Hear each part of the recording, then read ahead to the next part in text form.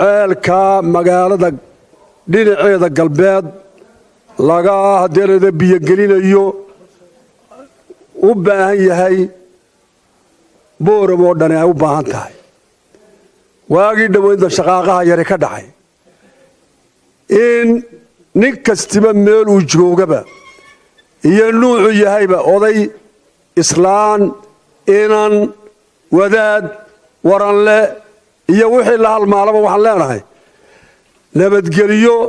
biyaha laynoogu soo sameeyo magaalada la soo gaarsiiyo kaydadka meelaha laga sameeyo sidooda laynoogu sameeyo waxaan codsanaynaa oon dadka faraynaa oon leenahay cidda hore markaa hadday wada tahay hadday biyo tahay hadday nabadda tahay ciddii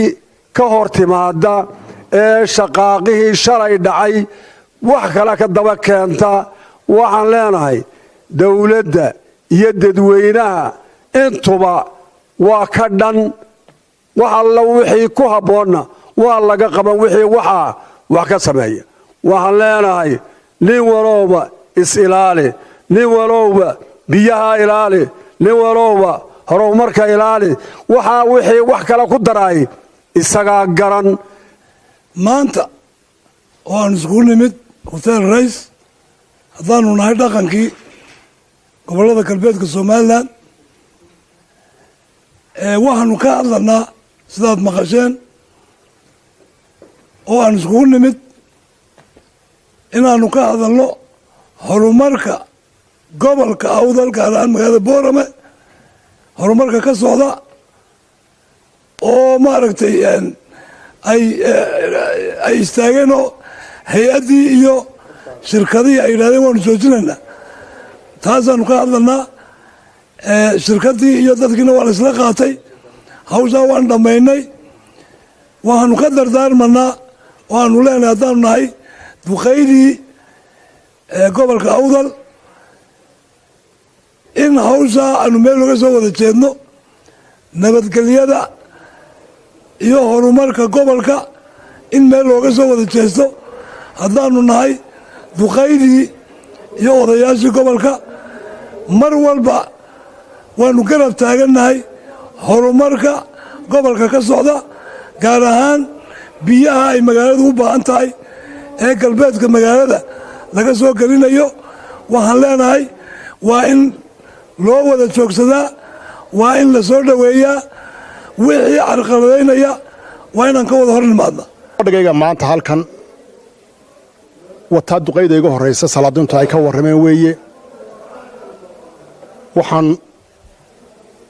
isugu nimidnay maanta arrintii biyogelinta degmada Boorama galbeedkayga ahayd ee wakhtigii dhexda ahayd ninka biliiska ay dhimashadu ku dhacday arrintaasina ay keentay hay-adihii lacagta bixinayey iyo kuwii gelinayeyba inay dareen badan ama joojini ay ka timid arrinta iyada shalayna arrintaasi gabagabadeedii la iskaga yimiday in hawshii sideeda loo bilaabanto oo ama garanaysa shaqadii sideeda loo qabto waxaan arrinteedu markaa waa dareen saarid weeye waxaanu cadaynaynaa waxaanu dareen saaraynaa waxaan sheegaynaa inaan garab taagnahay horumarka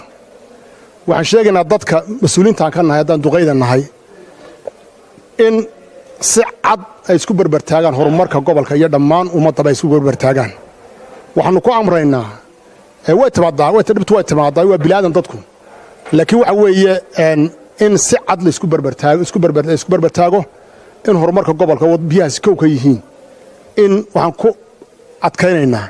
in hawshaa iyadaa si cad loo barbar joogsado dadka inoo qabanaya kambaniga iyo dhammaan kuwa deeqbixiyaasha iyo shaaba iyo cid alla cidda hawshaa gacanta ku haysa in la barbar joogsada ayaan amarkaa ku bixinaynaa